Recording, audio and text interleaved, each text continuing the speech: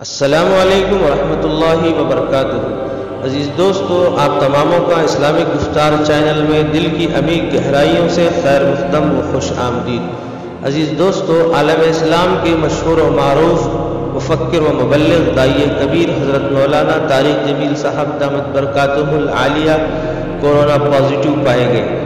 مولانا کا تازہ ترین ٹویٹ کچھ اس طرح ہے: گزشتہ کچھ ایام سے طبیعت ناساز تھی، ٹیسٹ کروانے پر کورونا پازیٹیو آیا ہے۔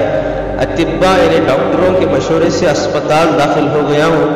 تمام محبین سے خصوصی دعاؤں کی درخواست ہے۔ تو دوستو، یہ تھا حضرت مولانا طارق جمیل صاحب کا تازہ ترین ٹویٹ۔ تمام حضرات خصوصی طور پر مولانا طارق جمیل صاحب کے لیے اور عمومی طور پر تمام عالم اسلام کے لیے دعائیں کریں۔